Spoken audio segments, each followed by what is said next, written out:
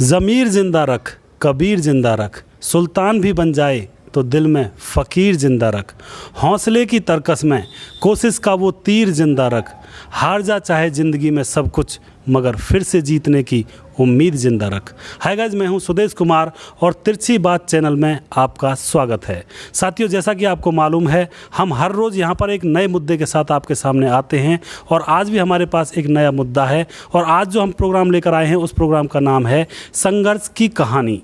साथियों, इस प्रोग्राम में हम उन लोगों को शामिल करेंगे जो लोग अपनी ज़िंदगी में, अपने जीवन में संघर्ष से गुज़रे हैं, जिन्होंने अपने जीवन में संघर्ष किया है और बड़े ही कठिन समय से गुज़रकर आगे बढ़ रहे हैं। तो साथियों, संघर्ष की कहानी प्रोग्राम आज हम यहाँ पे स्टार्ट करने वाले हैं और जो पहला हमारा ये प्रोग्राम वीडियो शूट होगा उसमें हमारे साथ रहेंगे भीषम भाई। और इनसे हम यहाँ पे चर्चा करेंगे इनकी ज़िंदगी के बारे में, इनकी ज़िंदगी में क्या क्या घटित हुआ है और किन किन परेशानियों से ये गुजरे हैं। तो हमारे साथ हैं भीषम भाई और हमारे साथ हैं अजीत मास्टर जी। तो भीषम भाई कुछ कहना चाहेंगे सबसे पहले? राम राम जी। अजीत मास्टर जी? राम राम। तो साथियों, हम यहाँ पे प्रोग्राम स्टार्ट करते हैं। मैं कुछ क्वेश्चन करूँगा और यानी कि कुछ प्रश्न करूँगा भीषम भाई से। उन प्रश्नों के भीषम भाई यहाँ पे जवाब देंगे। तो सबसे पहला प्रश्न है भीषम भाई मेरा आपसे। आप सबसे पहले मैं थोड़ी सी कहानी को ओवरव्यू कर देता हूँ। भीषम भाई का एक जॉब करते थे कहीं दूर, तो कार का एक्सीडेंट हुआ। कार के एक्सीडेंट होने के बाद क्या होता है कि ये 1-2 महीने के लिए कोमा में चले जाते हैं और कोमा में जाने के बाद जब ये दोबारा इनको होश आता है तो इनकी आवाज़ बिल्कुल चली जाती है, यानी कि आवाज़ मुंह से ऐसे बोलने लगते हैं जैसे कि किसी ने ड्रिंक कर रखी हो। अगर आप भी सुनोगे तो आपको भी शायद ऐसा ही लग सकता है शुरुआत में, लेकिन ये परमात्मा की लाठी है और वो किसी पर भी पड़ सकती है। तो भीषम भाई उस तरह से बात करते हैं जिस तरह से किसी ने ड्रिंक कर रखी हो, लेकिन ये असली कहानी क्या है, कोमा में उठने के बाद इनके सर पे चोट लगी थी, तो उस चोट के कारण इनकी ज़बान थोड़ी सी लड़खड़ाने लगी है। तो इनकी कहानी सुनेंगे हम इन्हीं की ज़ुबानी।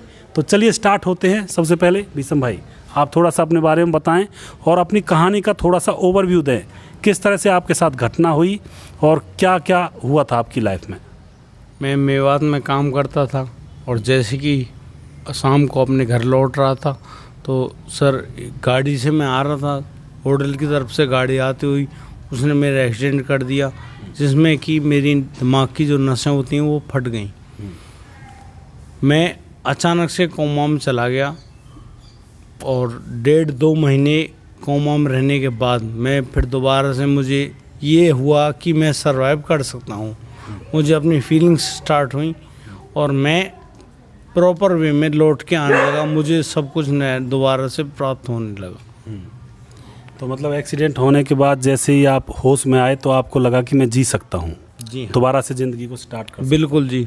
जैसे ही मैं जागा उस कोमा से तो मुझे लगा कि अभी ज़िंदगी बाकी है और मेरी ज़िंदगी की बात भी बाकी है जी। अजीत मास्टर जी, आप कुछ पूछना चाहोगे? राम राम जी। हाँ जी, ये संघर्षपूर्ण जीवन है भाई साहब का और ये परमात्मा की चोट है, किसी पर लग सकती है, हम पर भी लग सकती है, किसी पर लग सकती है, लेकिन उस संघर्ष से थोड़ा हट के हम अपना हौसला जिंदा रखते हैं, जीने की चाहत रखते हैं। तो ये बोलते हैं कि बड़े बूढ़े पर कहावत है कि ना बाबा ते कान बाबा ठीक है। हमें किसी प्रकार से अगर मौत से बेहतर है किसी प्रकार जीना जाए। एक बैट वाला पाठ पढ़ा था आपने भी, हमने भी, द बैट, कि किसी प्रकार जिया जाए। तो वो कहानी आप सबको याद होगी और भाई साहब का जो जीवन है उसी प्रकार एक संघर्षपूर्ण जीवन है और जिससे हमें प्रेरणा लेनी चाहिए कि हम एक बार ठोकर खाकर भी उठ सकते हैं और जीवन में भी कुछ नया कर सकते हैं। साथियों, इस कहानी को यहाँ पे लाने पर हमें थोड़ा सा अपने अंतर मन से एक कहते हैं कि मतलब एक दुख फील हो रहा है, दुख महसूस होता है, क्योंकि ये जो घटनाएं होती हैं ये किसी के साथ भी हो सकती हैं, हमारे साथ हो सकती हैं, किसी अन्य के साथ भी हो सकती हैं। इनका हमें पता भी नहीं होता है और एकदम से ये हमारे जीवन में घटित हो जाती हैं। तो लेकिन हमारा यहाँ पे मेन उद्देश्य यही है कि भीषम भाई की जीवनी को यहाँ पे रखा जाए और उनके जीवन के संघर्ष के बारे में यहाँ पे जाना जाए। तो भीषम भाई, मैं आपसे प्रश्न करना चाहूँगा, एक्सीडेंट होने के बाद आप जैसे कि जबान लड़खड़ाने लगी, तो एक तरह से हैंडीकैप्ट ही कह सकते हो आप एक तरह से। तो हैंडीकैप्ट होने पर लोगों की प्रतिक्रिया कैसी थी आपके प्रति? इसके बारे में थोड़ा सा बताएं। लोगों ने यही कहा कि तू बेकार हो गया है, अब तू कुछ नहीं कर सकता, बेकार है तेरा अब। तो मुझे खुद लगने लगा कि तेरी लाइफ डिस्ट्रॉय है, अब इससे आगे ज़िंदगी नहीं चलेगी। तो मतलब बहुत ही बुरा फील हुआ, लोगों ने भी आपको एक तरह से हतोत्साहित किया, एक तरह से आपको डिमोटिवेट किया, लेकिन आप हिम्मत नहीं हारे। अगला प्रश्न मैं आपसे करना चाहूँगा, कोमा से उठने के बाद आपने ज़िंदगी को किस नज़र से देखा? मैंने ज़िंदगी को सिर्फ एक ही नज़रिए से देखा कि भगवान को अगर मेरी ज़िंदगी पूरी करनी थी तो मुझे मार देते, लेकिन अगर मुझे ज़िंदगी बख्शी है तो वो ज़रूर कोई ना कोई अच्छा और महान कार्य मुझसे कराने वाले हैं, और मैं उसके लिए तैयार हूँ। तो मतलब कोमा से उठने के बाद आप इस तरह से परेशान नहीं हुए जैसे ज़्यादातर लोग हो जाते हैं कि अब तो ज़िंदगी आधी ख़त्म हो गई और अब मैं क्या करूँगा, कहाँ जाऊँगा, कैसे करूँगा। जी। आप में वो एक उत्साह था कि ज़िंदगी को मैं दोबारा से जी सकूँ, इस तरह से आपने आगे कदम रखा। अगला प्रश्न मैं आपसे करना चाहूँगा, नए बिज़नेस को स्टार्ट करने पर आपको डर नहीं लगा क्या? साथियों, मैं आपको बता देना चाहता हूँ, जैसे कोमा में से भीषम भाई उठते हैं तो इन्होंने उठने के बाद एक बिज़नेस स्टार्ट किया बल्ब बनाने का। बल्ब जो होते हैं आपको पता है, जो बल्ब LED बल्ब होते हैं उनको बनाने का, हाँ, घरों में जो यूज होते हैं उनको बनाने का बिज़नेस स्टार्ट किया, एक छोटा सा बिज़नेस, और उसकी स्टार्टिंग की शुरुआत की। तो हम यहाँ पे यही प्रश्न पूछना चाहते हैं कि नए बिज़नेस को स्टार्ट करने पर आपको डर नहीं लगा? बिल्कुल डर नहीं लगा, वो एक शुरुआत थी और मैं चाहता था कि बहुत कम बजट में, बहुत मोटी पैसा ना लगा के कम बजट में मैं अपना कार्य ऐसा शुरू करूं जिससे मेरी जीविका चल पड़े, क्योंकि एक्सीडेंट होने के बाद मैं पूर्ण रूप से ख़त्म हो चुका था हर तरीके से, पैसे से, शरीर से। तो मुझे यही लगा अच्छा कि तेरे बैठे रहने से तो आराम से बैठ और ये बिज़नेस स्टार्ट कर। और इसमें मैंने गांव के लोगों का सहारा भी लिया, गांव की औरतें जिनके पास काम नहीं होता है या फिर वो घरेलू काम करने के बाद 3-4 घंटे फ्री होती हैं, मैंने सोचा क्यों ना उनके काम का सदुपयोग किया जाए। सही बात है। और उन्होंने मेरा पूरा साथ दिया। आज वो मेरे घर आती हैं, वो अपना कीमती वक्त मुझे 2 घंटे 3 घंटे देती हैं, उसके साथ साथ मेरे बल्ब बनाने में, LED बल्ब बनाने में मदद करती हैं और उससे उनकी जीविका भी चलती है। अब वो भगवान भरोसे नहीं है, वो खुद की मेहनत पर खड़ी हैं अपने काम करते हुए। बहुत ही बढ़िया, बहुत ही एक सफल प्रयास। लेकिन मैं थोड़ा सा आपसे ये जानना चाहता हूँ कि जैसे आपने बिज़नेस स्टार्ट किया तो आपके मन के किसी कोने में कुछ ना कुछ फील तो ऐसी होगी कि अगर मैं फ्लॉप हो गया, फेल हो गया तो क्या होगा? थोड़ा बहुत तो होगा शायद आपके मन में। हाँ, ये सभी के मन में होता है कि क्या तुम हार गए तो क्या होगा, क्या होगा, ये कंडीशन हम सोच रहे होते हैं। कभी कभी कुछ ऐसा भी हो जाता है जिसके बारे में नहीं सोचते और कुछ हो जाता है, तब आप क्या करते हैं? हमें ज़िंदगी की हर मुसीबत के लिए तैयार रहना होगा और रहना पड़ता है। इसलिए मैंने कभी नहीं सोचा कि मैं हार जाऊंगा, मैं मेहनत करूंगा, सही जायज़ तरीके से करूंगा तो मैं कभी भी हार नहीं सकता, इतना मुझे खुद पे यकीन था। बहुत ही बढ़िया समझ। तो साथियों, ज़िंदगी में कितनी भी मुसीबत आए, कितने भी कष्ट आए, लेकिन अपनी अगर आप हिम्मत नहीं हारते हो तो आप ज़रूर अपनी मंजिल तक पहुंच जाओगे। लेकिन अगर आप अपने अंतर मन से हिम्मत को हार जाते हो तो आपको अगर कोई रास्ता भी बताएगा तो भी आप अपनी मंजिल पर नहीं पहुंच सकते हो, क्योंकि आप अंदर से टूट चुके हो। अगर आप अंदर से नहीं टूटते हो, चाहे फिर आपकी ज़िंदगी में कितनी भी बड़ी दुर्घटना घट गई हो, लेकिन आप अंदर से नहीं टूटते हो तो आप ज़िंदगी के उस मुकाम को हासिल करके ही दम लोगे जिस मुकाम पे आप पहुंचना चाहते हो। अगला प्रश्न मैं आपसे करना चाहूँगा, जब आप काम स्टार्ट करना चाहते थे तो घर वालों और पड़ोसियों के हाव भाव कैसे थे? घर वालों ने कहा था तू बेकार है, आराम करना चाहिए तुझे, तू अभी अभी एक्सीडेंट से उठा है, तुझे अभी आराम करना चाहिए, वो सब ये सब काम तेरे बस का नहीं है। मेरे पड़ोसी ने मुझसे यही बात बोली। जब सभी लोग यही बातें बोलने लगे तो मुझे कहीं ना कहीं मेरे मन में एक जगह बनी कि क्या तू बेकार है, क्या तू काम नहीं कर सकता। लेकिन मेरी अंतरात्मा ने यही आवाज़ दी कि भीषम उठ खड़ा हो और चल, मुश्किल डगर ज़रूर है लेकिन कठिन नहीं है, कठिन नहीं है, कर सकता है। तो मुझे यही लगा कि भीषम तू कर सकता है, और मैं करता चला गया। यानी घर वालों ने और फिर पड़ोसी जो होते हैं ज़्यादातर डिमोटिवेट ही करते हैं इस परिस्थिति में। हाँ, हारी हुई बातें करना उनकी आदत है। हमारा जो समाज है, हमारे जो लोग हैं, वो अक्सर नेगेटिव बातें, हारी हुई बातें ज़्यादा बोलते हैं कि तुझसे नहीं होगा, तू बेकार है, ये है। अगर मैं ऐसे सोचता तो शायद मैं खड़ा नहीं हो पाता। मुझे तो ये था कि भीषम तू जिंदा है और कुछ काबिल है तो कर। सही, करना बहुत ज़रूरी है, बहुत ज़रूरी। क्योंकि इस दुनिया को दिखाना पड़ता है कि तुम लोग हो, जिंदा हो और काबिल हो। तो साथियों, जीवन में आप जब भी कामयाबी की राह पर चलोगे तो आपको डिमोटिवेट करने वाले हज़ारों और लाखों मिल जाएंगे।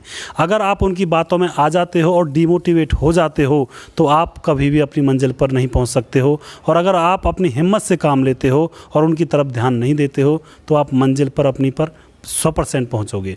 तो यहाँ पे जब भी कोई कुछ करने का प्रयास करता है, ये आप ध्यान रखना, आप गौर से देखना भी एक बार। आप जब भी कोई काम करने का प्रयास करोगे तो आपके आस पड़ोस वाले, आपके गांव वाले या फिर आपके सगे रिश्तेदार और यहाँ तक कि कई बार तो घर के जो लोग होते हैं, भाई बहन, कुछ इस टाइप के भी, वो भी आपको इस तरह से डिमोटिवेट करेंगे कि आप जीवन में कभी कुछ भी नहीं कर सकते और आपका कुछ होना ही नहीं है। लेकिन उस परिस्थिति में आपको संभलना है। अगर उस सिचुएशन में आप संभल जाते हो तो आप ज़रूर कामयाब हो जाओगे। अगला प्रश्न मैं आपसे करने से पहले मैं अजीत मास्टर जी से पूछूंगा, आप कुछ कहना चाहोगे? जैसे कि छोटा बच्चा होता है जी, वो पैदल चलना सीखता है तो कई बार उठता है, गिरता है, फिर उठता है, फिर गिरता है, तो मतलब उसका प्रयास जारी रहता है।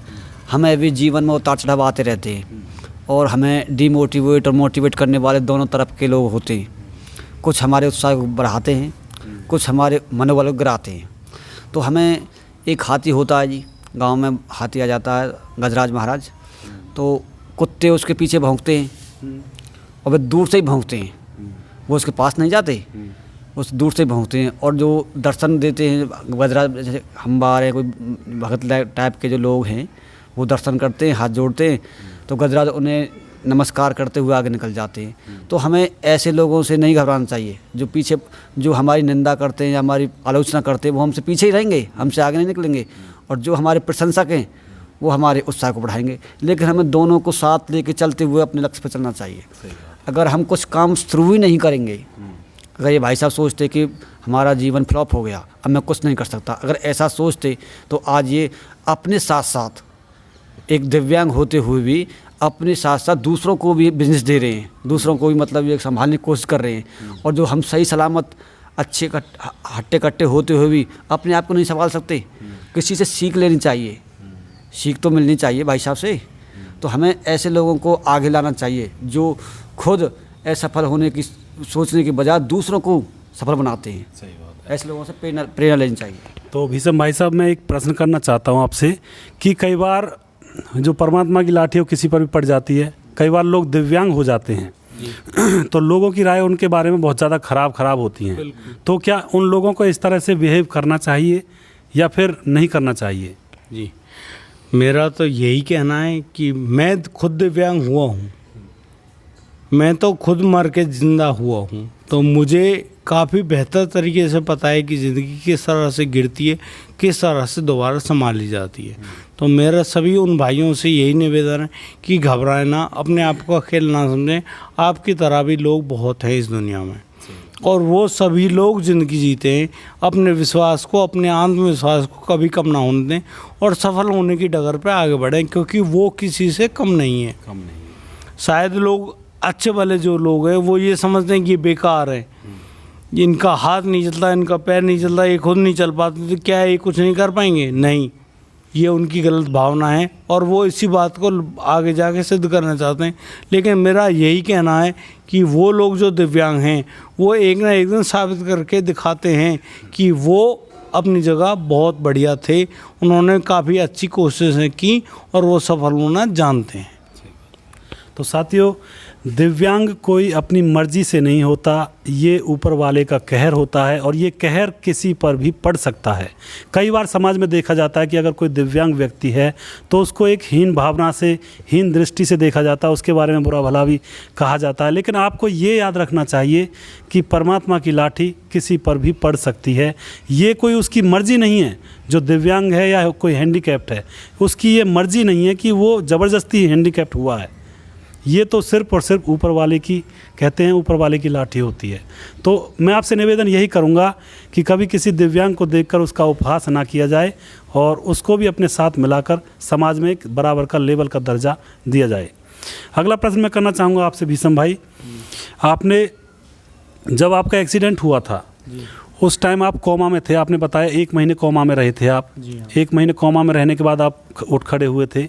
तो जब आप कोमा में थे तो आपको मतलब कुछ महसूस होता था कि जैसे कि नर्सेज हैं, डॉक्टर्स हैं, आसपास घूम रहे हैं या घर वाले मिलने के लिए आए हैं? ये थोड़ा सा पर्सनल व्यक्तिगत सवाल है, लेकिन मैं पूछना चाहता हूँ, आप बताएं थोड़ा सा। ऐसा कुछ भी नहीं था, मुझे कुछ भी मालूम नहीं था। मेरी आंखें खुली तो थी लेकिन मुझे दिखाई नहीं दे रहा था। एक्चुअल में मुझे पता ही नहीं चलता कि कौन था कौन नहीं था। जैसे जैसे मेरा सर्वाइव करने का टाइम बढ़ता गया, कोमा से मैं निकलने की पूरी कोशिश की, तो मैं जैसे जैसे निकला मुझे धीरे धीरे महसूस हुआ कि ये तेरी बॉडी है, ये तेरी बीवी है, ये तेरे बच्चे हैं, ये तेरा बेटा है, ये बेटी है, ये माँ है, ये भाई है। तो ये सब बहुत धीमी गति से हुआ, बहुत धीमी गति से। लेकिन डॉक्टर्स का कहना था कि दोबारा तुम्हें सीखना है अपने हर कदम को फिर से, क्योंकि लाइफ का जो मेरा दौर था, मैं अपनी पिछली लाइफ को पूर्ण रूप से भूल चुका था। जैसे जैसे लोग मिलते गए, जैसे जैसे हालात होते गए, मैं उनसे सीखता गया और अपने आप को खड़ा करने की पूरी जी तोड़ मेहनत की। मैं आज भी उसी कंडीशन में अपनी एक्सरसाइज, अपने योग अभ्यास और मेरा पैदल चलना, मैं डेली 7 किलोमीटर पैदल चलता ही चलता हूँ, चाहे मैं गिर क्यों ना जाऊँ। सही बात है, यानी कि बहुत ही अथक प्रयास किया जीवन को दोबारा से स्टैंड करने का। तो साथियों, मतलब एक तरह से बहुत ही ज़्यादा अंदर से एक बहुत ही, कहते हैं, करुणादायक स्थिति पैदा होती है। लेकिन एक घमंड भी होता है हमें कि हमारे भीषम भाई ने इतनी विकट परिस्थितियों से सामना किया और फिर उभर कर सामने आए। इस चीज़ पर हमें गर्व भी होता है अपने भाई पर।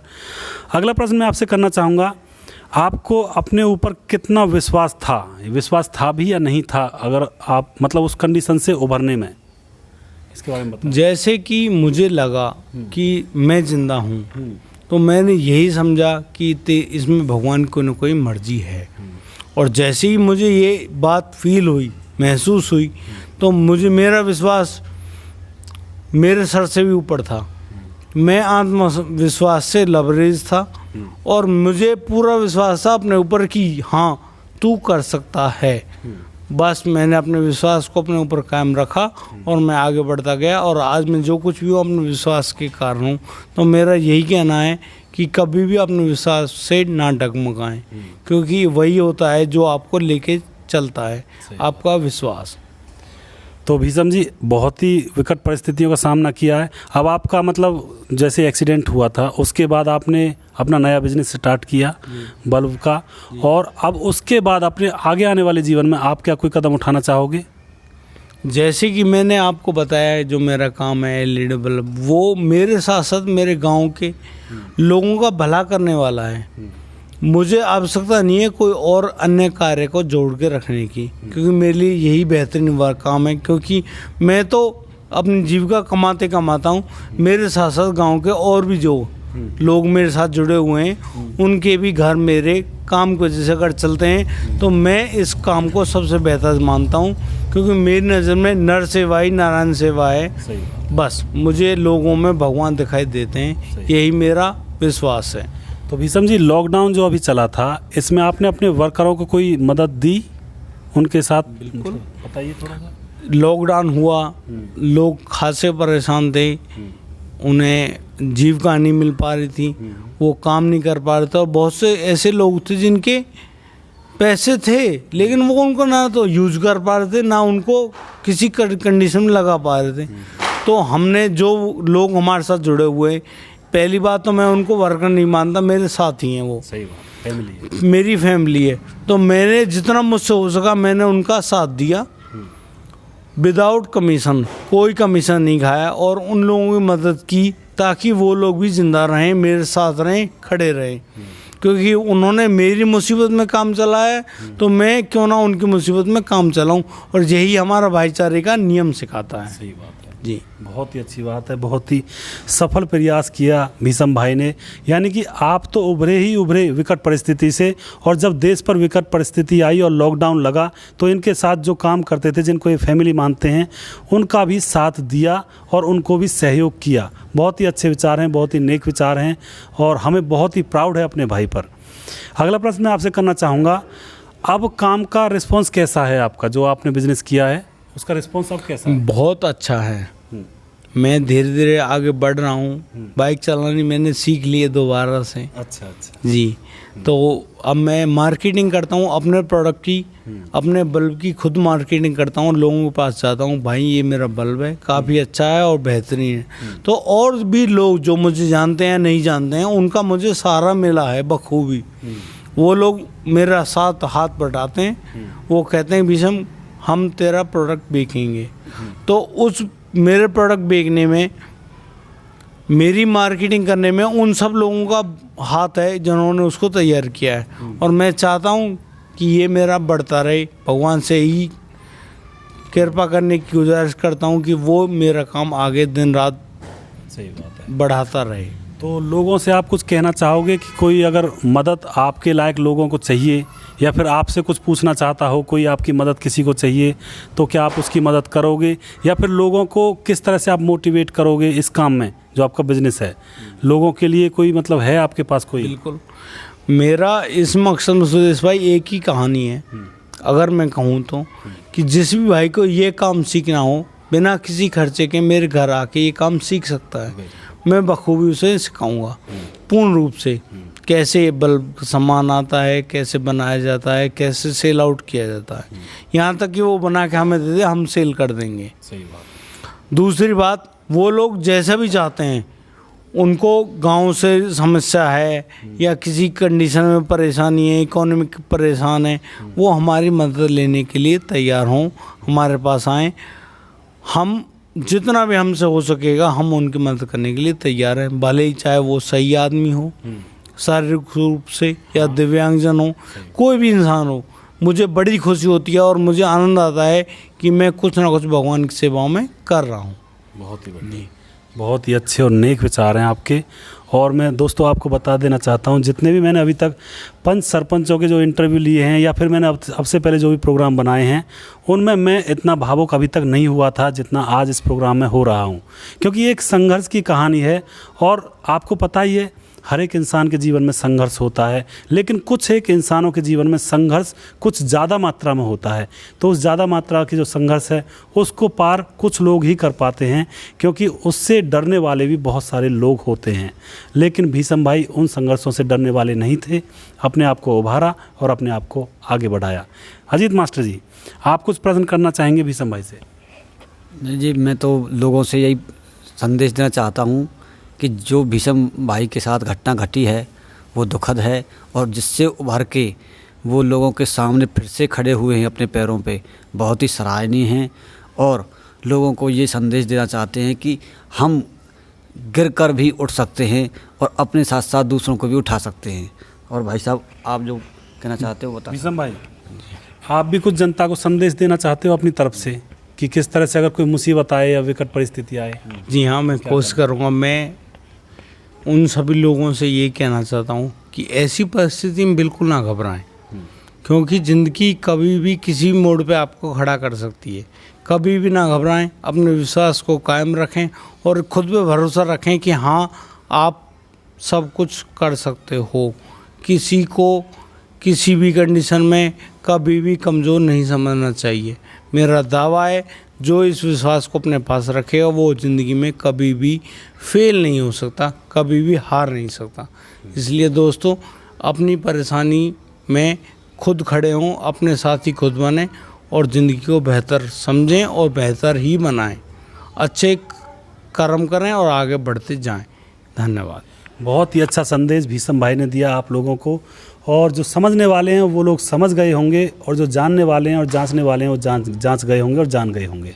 तो मैं आपको साथियों वीडियो के अंत में मैं भीषम भाई का आपको नंबर दे दूंगा। अगर आप में से किसी भी भाई को भीषम भाई की कोई ज़रूरत है, यानी कि इनसे किसी तरह से मदद लेना चाहते हैं, या फिर इनका जो काम है उसको सीखना चाहते हैं, या फिर इनसे कोई राय लेना चाहते हैं, कुछ भी पूछना चाहते हैं, तो आप पूछ सकते हैं। मैं इनका फ़ोन नंबर आपको इस वीडियो में दे रहा हूं, तो इस फ़ोन नंबर पे आप फ़ोन कर सकते हो और अपनी समस्या को पूछ सकते हो और इनसे बातें कर सकते हो खुलकर। तो साथियों, हमने आज यहाँ पे संघर्ष की कहानी एपिसोड को पूरा किया, और मुझे उम्मीद है आपको ये कहानी पसंद आई होगी, आपको कुछ ना कुछ सीख भी मिली होगी, क्योंकि बहुत सारे लोगों के जीवन में संघर्ष आता है, कठिनाइयाँ आती हैं, मुसीबतें आती हैं, उनसे उबरना ही आपका पहला कर्तव्य और पहला स्टेप होना चाहिए। तो मैं उम्मीद करता हूँ आपको ये छोटा सा प्रोग्राम आपको पसंद आया होगा, और नेक्स्ट अगला जो प्रोग्राम आएगा हमारा संघर्ष की कहानी में, उसमें हम एक नए व्यक्ति के साथ, नए संघर्षी आदमी के साथ यहाँ पे हाजिर होंगे। और तब तक के लिए आप अपना ख्याल रखिए, संघर्ष से जूझते रहिए, कितनी भी मुसीबत आपके जीवन में आए उन मुसीबतों को काटते रहिए और अपने जीवन को, अपने कदमों को अपनी मंजिल की ओर बढ़ाते रहिए। तो साथियों, नेक्स्ट वीडियो हम बहुत जल्दी लेकर आएंगे। तब तक के लिए आप अपना ख्याल रखिए, खुश रहिए। जय लाल दास बाबा।